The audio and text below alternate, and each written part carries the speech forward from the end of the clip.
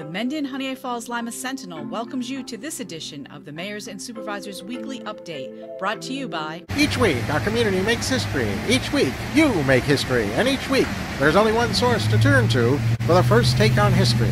You know what that is? Subscribe to the Sentinel right now to discover the history being made in your own backyard. The Mendon-Honeoye Falls-Lima Sentinel. More than just your news, it's your history. Hey, welcome everyone to this week's edition of the Christmas Mendon-Honeoye Sentinel. And each week we with John, and hopefully John can hear me because I'm on the road, and I might. If I skip or anything, don't worry about it. You'll come through loud and clear. I don't have to. Go ahead, John. All right. So a couple of things with the town of Mendon this week. First of all, we're going to be reopening the Mendon Youth Center, which is at the former Mendon Public Library on Monroe Street in the village of Honeoye Falls. And we will be having an open house on Thursday, September 29th from 6:30 to 7:30. And we are encouraging the families to attend. This youth center is for children in grades 6 through 8 grades. We will be opening on October 3rd and from 2 to 6 p.m. Monday through Thursday. It is a drop-in youth center. So it's not a daycare. It's not we don't take attendance. We don't keep track of who comes and goes. It's much like the public library. If any the students in grades 6 through 8 want to come, they come. There's ping pong, there's pool table, there's a dartboard, there's an area with some furniture that they can just sit and talk and hopefully not text the person sitting right next to them.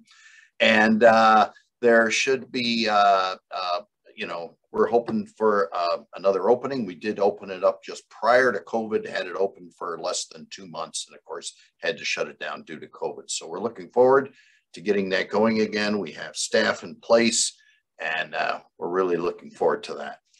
Also, we have our recycling event coming up that I've mentioned before on October 15th. That is at the Mendon Highway Department on Summel Road from 11 a.m. to 1 p.m. There are electronics recycling. The Monroe County Sheriff's Department will be there to collect pharmaceuticals that are expired and even over the counter. They also will accept sharps, and there'll be a shred event, and the shredding will take place on site. And as well, the first time we're working with the Monroe County, for rabies shots. So the health department is providing the vaccine, and one of our local veterinarians, Dr. Gluckman, is going to be administering the rabies shot. Anything else that you have for recycling needs to be taken to the Eco Park. We've had a lot of phone calls about paint cans and various things like that, batteries. We can't accept them. Monroe County won't allow us to accept them on their behalf. You have to take them to the Eco Park. Go online. You can make an appointment to have any of those things disposed of properly. We are working on our short-term rental, reviewing our law on that. We declared a moratorium at our last town board meeting. We would like input from the public on what you want to see. And I will say that I would encourage you, if you want to provide input, consider the ramifications if the house next door to you sold and it was offered up for short-term rental. What do you want to live right next door to? School tax payments for Town of Mendon residents are being accepted at the Town of Mendon. If you are taking the payment route, you need to mail in all payments after the first one. The only one that comes to the Mendon Town Hall is the first one. If you're paying in full, you can absolutely pay it to the Mendon Town Hall. But if you are making the payments, the subsequent payments after the first payment has to be mailed to the county. And last but not least, the budget, the town budget I presented that to the town board on September 12th.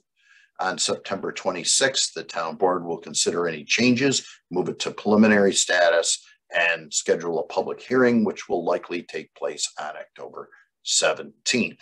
So please keep those dates in mind. We certainly would encourage public participation in the budget process. Thanks for having me. All right. Thanks, John. Mike, town of Lima, how are we doing there? Well, Chris, we're doing pretty well here. Just an update on the Genesee Finger Lakes Regional Planning Council workshop. The registration is open. It's going to be Thursday, November 3rd at Del Lago Resort in Waterloo.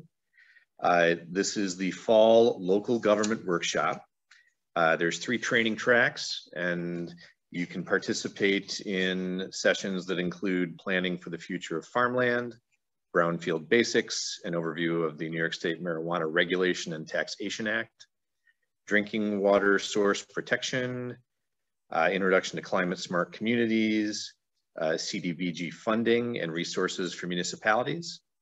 There's a section on watershed and floodplain 101, local issues and planning tools, interactive watershed planning, and there's one on sign regulations, State Environmental Quality Review Act basics, and establishing joint boards.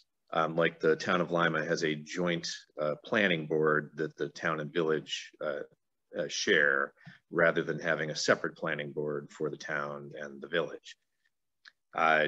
You can register by going to gflrpc.org. If you're part of the local government, if you're part of a planning board, zoning board, etc., these are great classes for you to take, and we offer them from the Planning Council twice a year. Livingston County is launching a new flagship e-newsletter. You can see what's going on in most of the departments. You can watch the proceedings from the last Board of Supervisors meeting, as they take video and audio. All of those things are up there. You have to subscribe to it, and you would do that by going to the Livingston County website, and a pop-up comes right up asking you to click there, and that's it, you're done.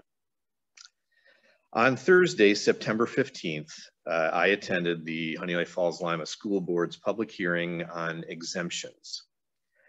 There was a discussion of senior citizens exemptions, first responder exemptions, and veterans exemptions. I testified to the board in my capacity as the commander of VFW Post 26.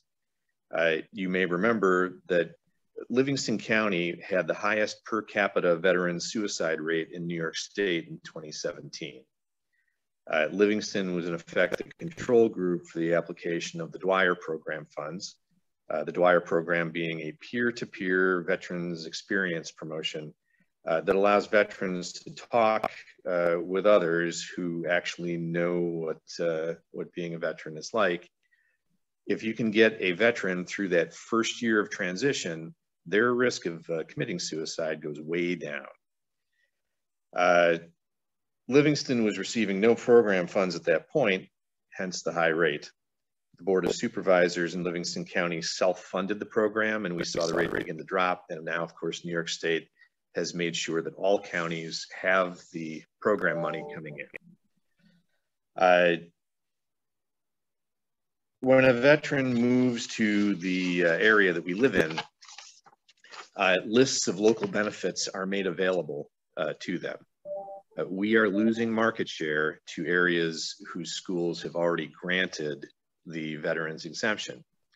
For example, the town of Lima population is about 55% of the size of the town of Livonia, yet the veteran population in Lima is about 44% that of the veteran population in Livonia. Livonia does allow for a partial school tax exemption for vets. Our Legion posts in Lima and Honeoye Falls and our VFW post, they provide that peer-to-peer experience, allowing recent veterans to talk it out and establish that network of people who understand as they transition through that first year. We stand ready to help. The veteran school tax exemption will draw recent vets to our community where we have jobs, we have housing, we have a school system, and we have veterans who are standing ready to help them through their first year. We can make a difference. 22 veterans, US veterans a day commit suicide. We have to do everything we can to reduce that number. I urge the HFL School Board to adopt the veteran school tax exemption so that we can do our part. And that's all I've got, Chris. Hey, sorry about that, Mike and John. I have to interrupt because we got something in just now from Maggie Ridge, the mayor of Scottsville. She says that we purchased 2 speed radar signs for the village to help remind and warn speeders that the village speed limit is 30 miles per hour. The signs are battery operated with rechargeable batteries and are portable, so we can move them around. They can also collect data for traffic pattern analysis. Most of the reported problems are on the main roads of the village, so we also need the DOT to give us a permit for these signs. The village of Scottsville was recently victimized by a malicious act of vandalism. Assuming it happened overnight on Wednesday, October 14th, many of our residents ended up running over piles of roofing nails on their way to work, causing many flat tires and leaks. As more people reported these incidents, it became apparent that this was intentional and caused harm, frustration, and anger in our community. Much thanks goes out to our DPW who spent most of their day on Thursday and Friday picking them up. The real heroes of this story are the residents. They spotted the nails, warned others of the locations, and picked them up when and where they saw them. The sheriff's office is currently investigating, but no updates are available at this time. We're hoping this was an isolated incident and that the MCSO, that's the Monroe County Sheriff's Office, will catch and arrest the perpetrators. On a friendlier note, the village is hosting a Halloween door decorating contest. It will be a People's Choice contest with several eligible categories. And that's it from Scottsville, and that's it from everybody. Thank you all for watching. Remember, we air every Sunday at 1 o'clock on our Facebook page. Like the page, and you'll be informed when it's airing. If you don't want Facebook, go to YouTube, subscribe to our channel there, and at 1 o'clock on Sunday, it'll tell you that this is airing. Bye-bye for now.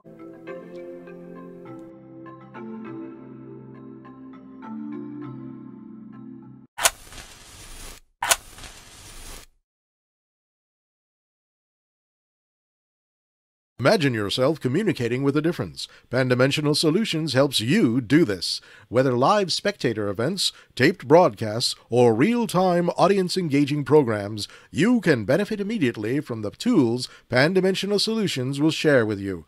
Do you want to make a difference? Contact us at pandimensional.com.